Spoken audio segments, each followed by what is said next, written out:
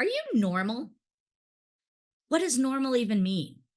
When we talk about people being normal or not normal, that's where we start to put people in a box.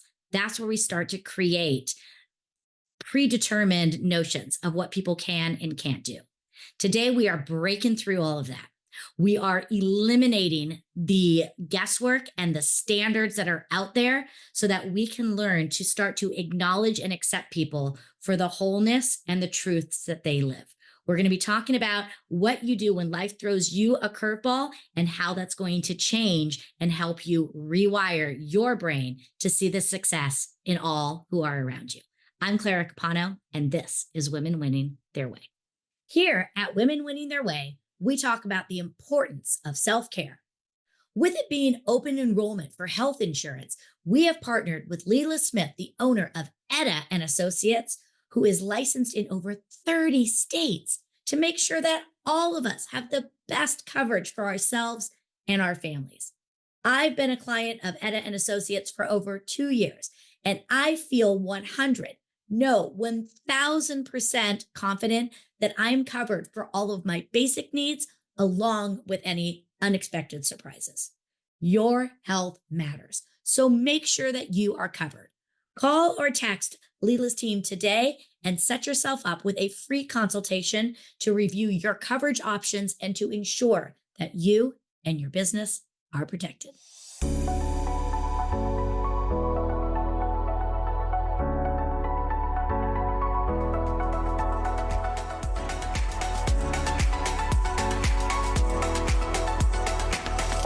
Well, welcome. We are here for another episode of Women Winning Their Way. And I am being joined today by Gina Mitchell. So Gina, thank you so much for being here. Thank you for having me. I'm very excited. Yes, we're going to have a really exciting talk kind of about curveballs and how curveballs in life can actually put us on a straighter path. So before we dive into all this, I just want to ask you, the show, it's called Women Winning Their Way. When you hear that, what does that even mean to you? Well, I think the first thing that I think of with women winning their way is making their own path. And I guess the word winning, where that comes in, is even if the path isn't exactly the way that you imagined when you grew up, like having children and like frolicking through the park. And, even if that's not happening, then it can still be a win. And I think that sometimes we get lost in the what ifs, and we get lost in, oh, this didn't happen, so I'm upset. And we kind of ignore the wins, and we ignore the really good stuff that's in front of us. Yeah. That's And what I, I I think think of. that's really a good point, because I think so many times, again, we get so fixated on we have to do this or it has to look this way. And when we get pulled off track, we compare it to what it didn't look like, and we forget to look at how beautiful the journey could actually be. And sometimes we end up exactly where we need to end up, even though we didn't know that's where we needed to be. So I would love to know a little bit for you, what was your initial vision? Like, what did you think your vision of life would look like? So as a child, I still am, but I was always I was always an extrovert. I was a very loud child. I wanted my way, and my mom said I was really, really stubborn. Not much has changed as I've gotten older. So, in my mind, though, I wanted to travel the world, and I wanted to be a famous journalist, and that's what I was always interested in. So I went to college, and I didn't have a boyfriend at the time, and I really didn't want one. I wanted just to do my own thing. I was very strong and independent. And then ended up changing to education, because in the back of my mind, I always wanted to be a teacher, but I fought it for whatever reason. And so, but then I met my husband. So my husband and I have been married for about 25 years. And so like I said, I wanted to do that. I wanted to travel the world, and then I wanted a family. I wanted to have kids and Mm. do all of that. But then I did have a child, and Sam is at 22 now, but he definitely kind of changed my whole life. Mhm. And it kind of happened with what we were talking about. It at first it was like a very, very devastating thing when he was 4 and he was diagnosed with autism. And that really wasn't in my plan. That wasn't to me, that wasn't a win. Right. That was That was your this is curveball because yeah, now travel might have to be put on hold, work might have to be put on hold. Your role as being a mom is going to change, how you parent changes. And that, yeah, that could upset the whole vision right there. well, and it did, and for not the kind of the panic. I mean, I kind of knew that he had it because being an educator, I had been trained a little bit on the different abilities of kids, and I had a couple of kiddos in my class that had autism. So we weren't totally shocked whenever he was officially diagnosed with it, but just getting that news, Mhm. I even went as far as to, and it's crazy now because we own an autism nonprofit and we have a totally different view on it, but at the time, I just wanted it to go away.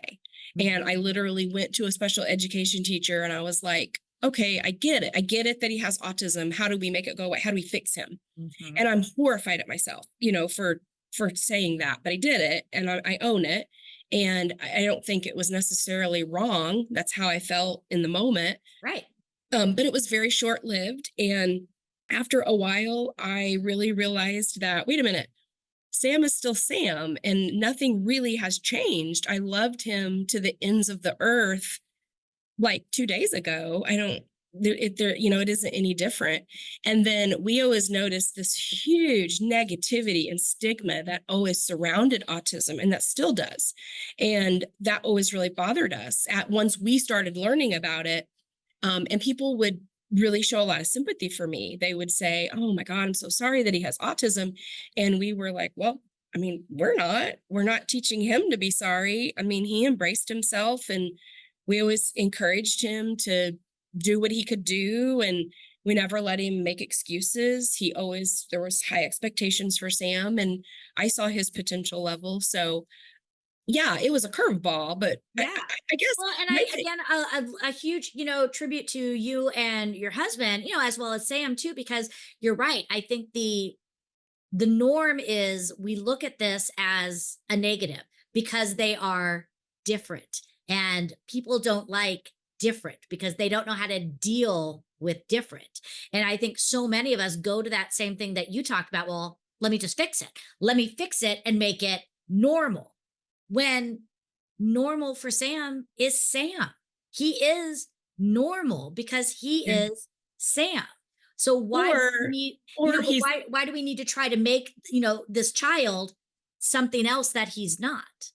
or And he's not normal and neither are you right. and neither am I. Yeah. So it doesn't matter. Like to me, that's where the problem is not with what you said, No, but no, I just see what you're the saying. the reality or what people think is the reality in general is I don't know who gets to decide that. Like maybe Sam's the normal one and I'm not. And I'm Exactly. pretty And sure I'm that's, not. yeah, that's what it is. It's like, we get so fixated. And then it's, again, the normal or the Yeah. approved way of thinking of it is now my life has to change, all these things. And yes, they do have to change. But why does that have to be a bad thing? Why is it that your life has to stop? Your life doesn't have to stop. It could No. change and adjust, but it's this new way of thinking. And again, so many people, I think, when they have someone in their family, whether it's a child, a significant other, whatever, something like this happens, they go to it's the end. But we also have to remember that an end at the same time is a beginning. Mhm. So, talk to me a little bit about the beginning. In going through this, what was the beginning that this brought you? Well, I think the beginning was, I mean, it's kind of cliche, but it changed my whole world. But it changed my whole world in a way I don't it's so powerful how it changed my life that I don't even know if there are words for it. I became a totally new person because now I have this child who doesn't think like a large percentage of the population, but yet he doesn't think wrong. Mhm. And I had to adjust to that. He had to make some adjustments. People in my family that were kind of in denial had to understand, like, hey, this is happening. And, like we're gonna get through this and we're gonna do this. But it totally changed my outlook on every single thought that I have every single day, because I don't even know, like, everything, every single thing I think probably more positively. Like, I think it changed the way that I look at the world, and the way it changed the way I teach. I mean, it totally shifted my future, and just the beautiful journey that we've had. We've had just I mean, dark days where I want to, like, get in the car and, like, you know what? I don't want to do this anymore. Like, Mm. somebody else can do it, because I've done it for years and years and years. And I have felt like that before. But on the flip side of that, I don't know any parent that hasn't. I was just gonna say that. I Yeah. Well, I We feel all that want to, way. like, escape. Yeah, like, autism or not. I mean, Mhm.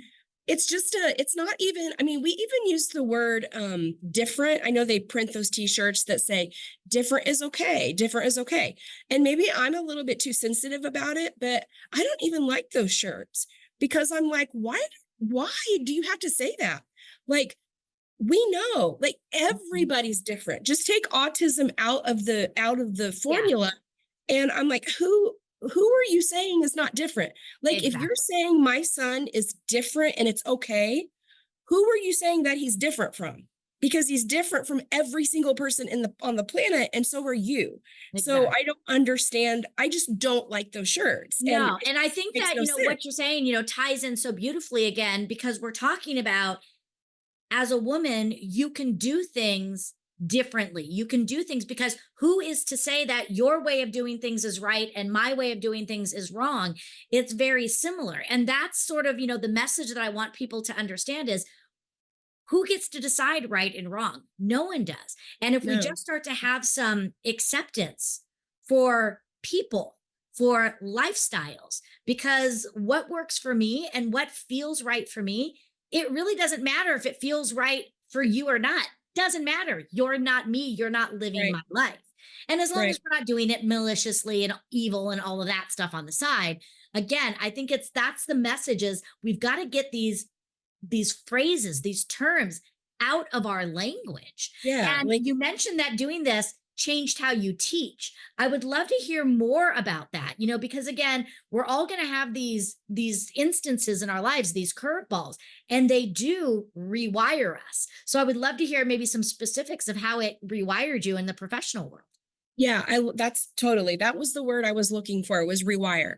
It totally rewired. I mean, I could just, even a couple of things today that happened. I mean, I've been in this business for almost 20 years, and I could tell you story after story of how having Sam just totally changed. I guess what I do now is I kind of take everything with a grain of salt. I take everything as not the truth, but it's the truth for them. Like, Mhm. if they say anything, like, I don't even know. I guess there's a reason why kids do and say things. And sometimes it is because, oh my God, they're 14 years old. Like, that's the only reason, like, they're doing this. But usually not. Usually there's, like, for example, I have a kid right now, and he has his own YouTube channel, and a lot of the kids do, but he's a content creator.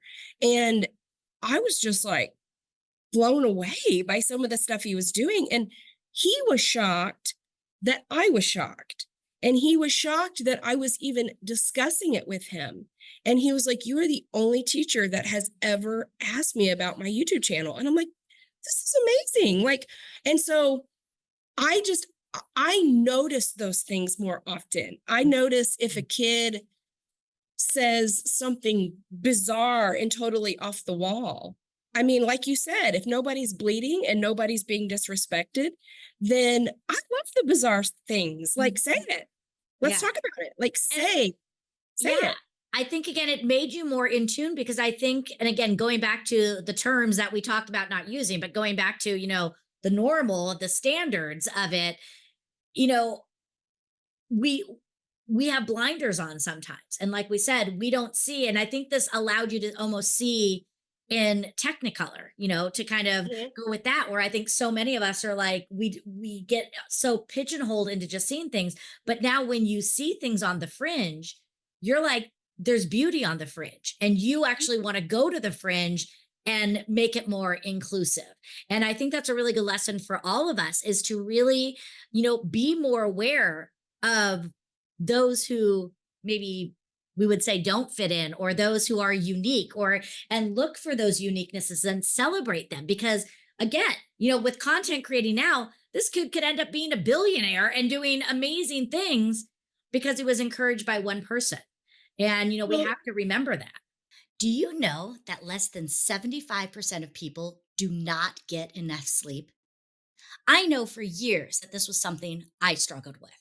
I would fall into bed exhausted, only to then toss and turn all night long and wake up feeling unrested. Sleep is critical to our health, well being, and productivity. I am so excited to partner with Lisa Gibb and Som V, who have crafted the perfect night's sleep. We cannot walk around like sleep zombies the next day. Lisa and her team at SomV understand this.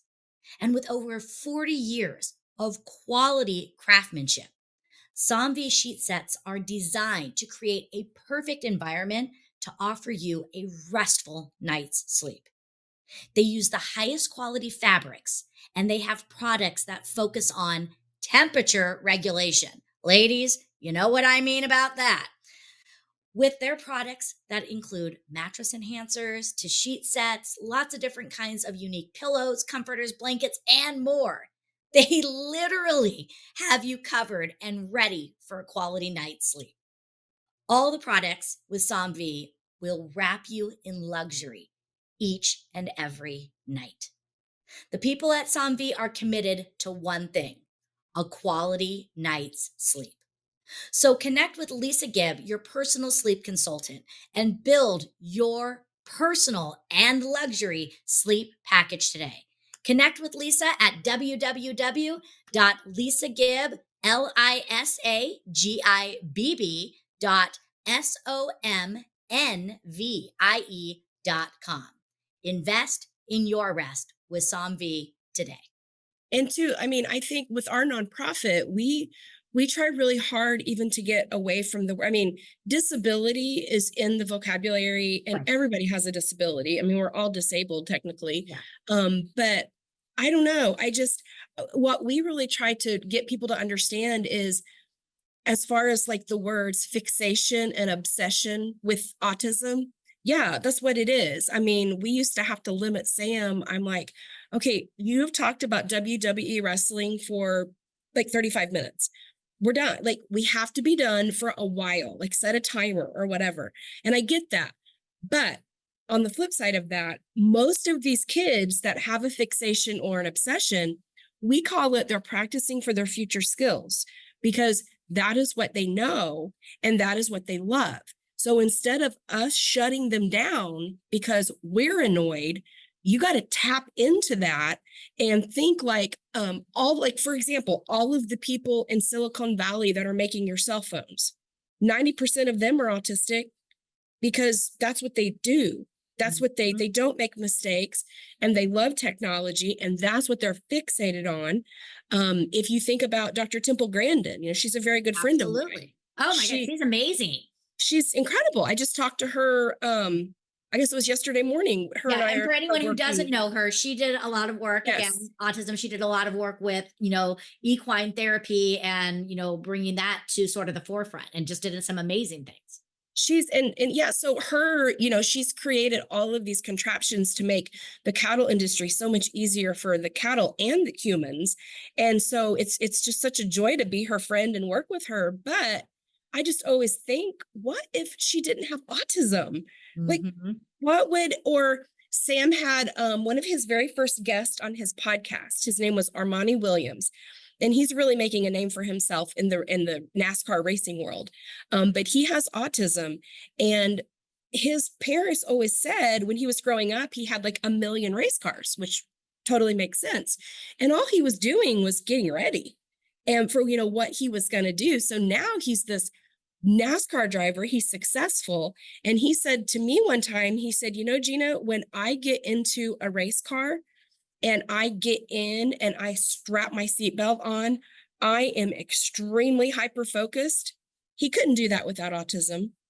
And That's an so, amazing reframe on the whole thought process of it. yeah, it's That not they a, are preparing for their future self. And again, these things that make them great often start from childhood, just like yeah, anybody. I mean, well, I I will tell see little you, kids like playing, dress up, and then they become fashion designers. yeah, Well, dress up was their practicing for doing that.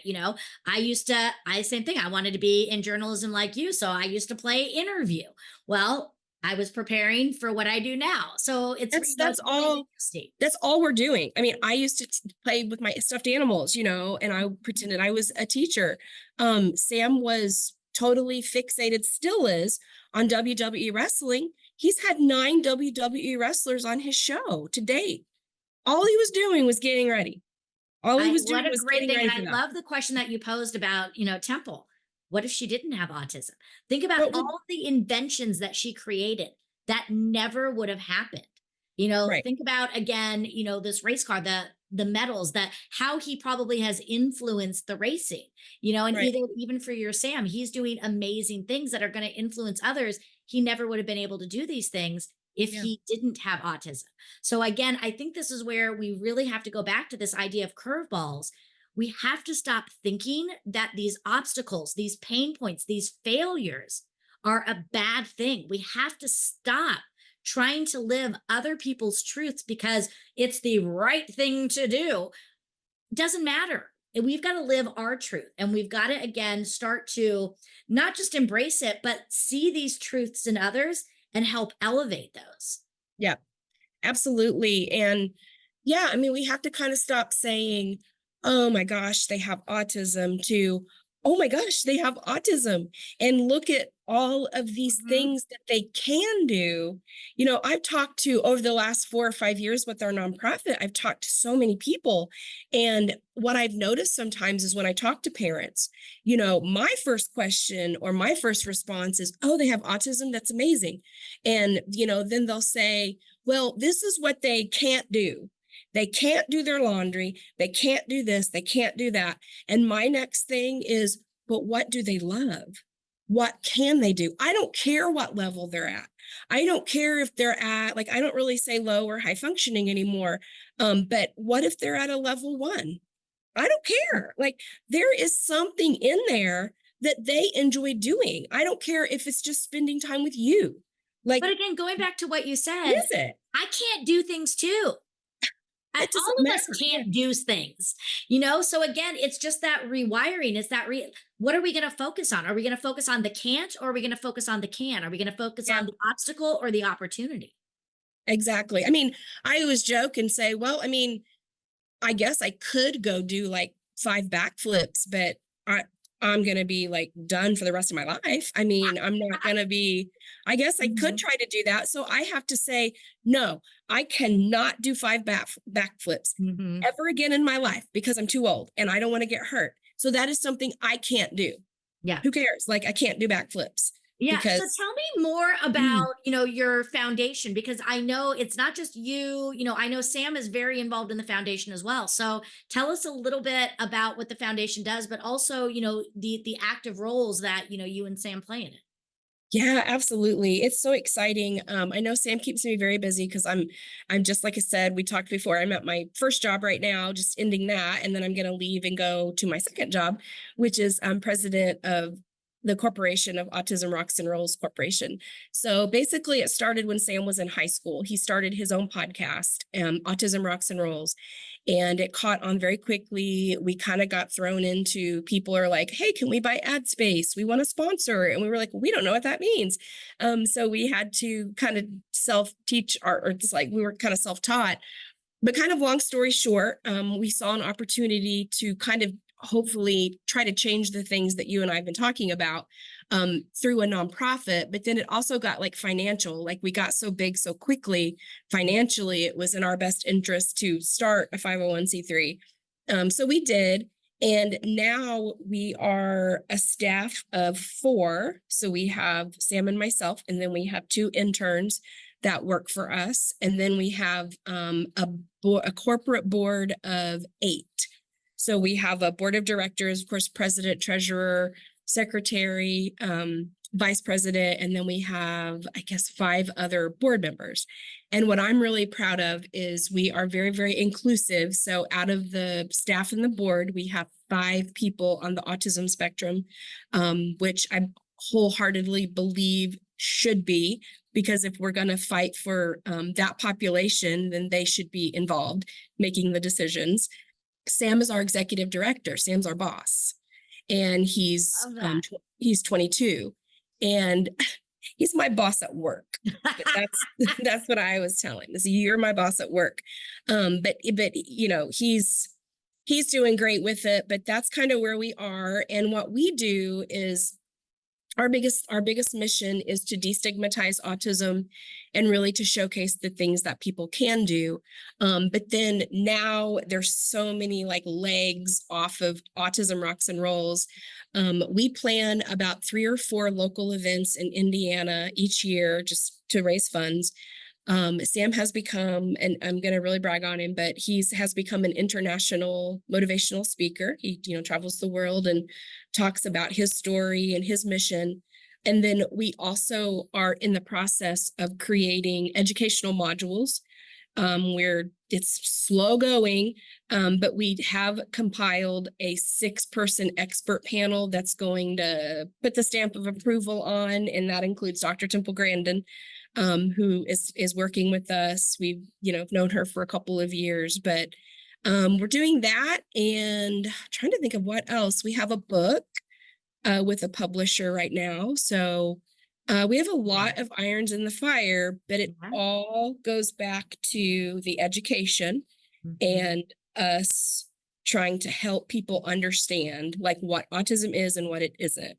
Yeah. So that is, at the end of the day, that's what we do. That is amazing. So many things. And we're going to have in the show notes, the links to, all the things that you're working on. So if people want to find out more about how they can get involved, support, learn from it, because I do know that, there's many people out there that are, working with this.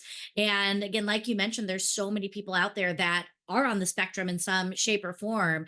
And, it's good for us to learn and to get educated. I want to just brag on you for a moment, because I truly believe, a lot of the achievements for Sam come from you and your husband.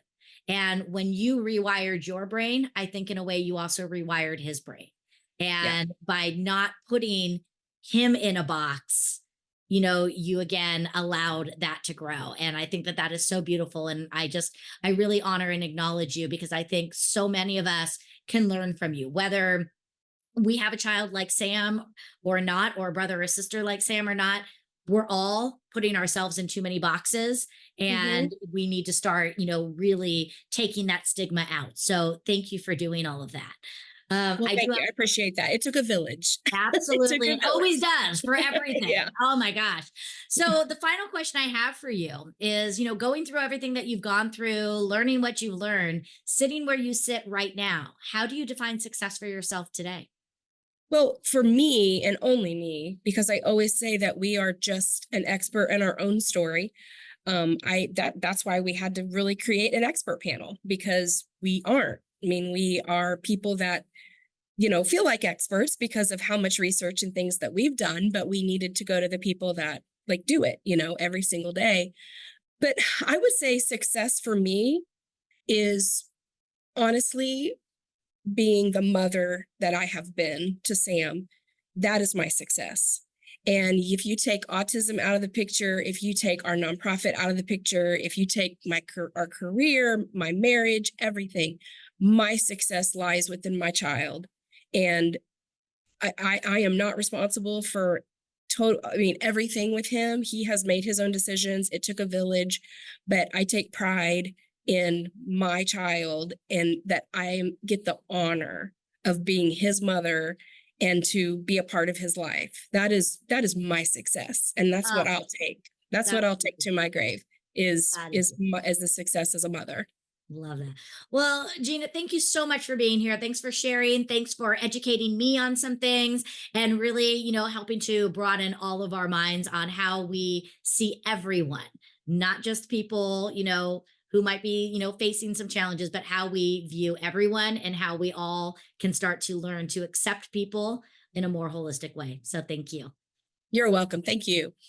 I think Gina really had some powerful things to talk about. This idea that one, first of all, life is going to throw you curveballs. So get out of what you think is going to happen, and you need to let go when things change, and you need to look at the opportunities and not the obstacles. I think the biggest takeaway that I had is just the understanding who gets to determine what's right and wrong, who gets to determine what's normal or abnormal. We're all different. We're all beautifully unique. And let's stop making these thoughts, making these assumptions because somebody is different than what we have been told is normal. I love when she even went back and asked about it, what would have happened if this person didn't have autism? There are so many people that are creating great things because they lost their sight or they lost their ability to hear. Maybe they had Down syndrome and they invented something to help others. And in this case, the things that were created by people with autism, the things that we use every day, like our cell phones. We need to stop judging, because when we are going to encourage not just women, but everybody to live on their terms and create success the way that we need to create success. And if we don't want people to judge us, we can't judge others. So I hope you got a lot of value from the show. I hope that it helped to rewire the way that you show up and let go of the assumptions that you have, not just for yourself, but for those around you. Please make sure to like, rate, and review the show. That's how we build it. That's how we grow it. And that's how we share these messages on a global level. Make sure to check out the foundation that she has and that she and Sam are doing. All the notes are in the show notes. And let's make sure to share this so that we can really change the way that all of us are showing up. Thanks for watching. I'm Clara Capano, and this has been another episode of Women Winning Their Way.